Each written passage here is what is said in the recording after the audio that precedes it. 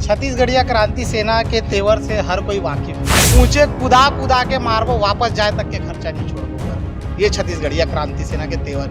छत्तीसगढ़िया के हक अगर कहीं मारे जाही तो अगर ट्रेन से उतरी परीक्षा देवर, अगर ट्रेन से उतरी तो ट्रेन के चौखट में उतार के मारबो, स्टेशन में मारबो, बस स्टैंड में मारबो और एयरपोर्ट में भी मारबो और वापस भेजबो कर द्वारी। मतलब ये सरकार के पॉलिसी पूरा छत्तीसगढ़िया विरोधी है। किशोर लड़का के हक ला मारा थे।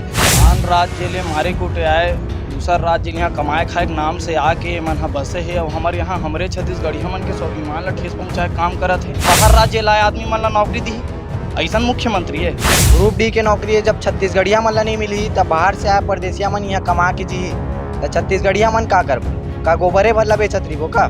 तबो भाई मन हा बेरोजगार घूमत है, भले सरकार हा अपन आंकड़ा ला छुपा के दिखात है। आज ओमे हमर हक है तो हमर हक ला ओला काबर देवत।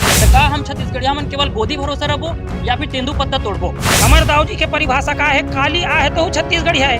छत्तीसगढ़ के बेरोजगार मन ला ये चतुर्थ वर्ग के कर्मचारी के लायक नहीं छोड़त हो। दूसर प्रदेश में हम जाके कौन से वर्ग के नौकरी पा सकते हैं।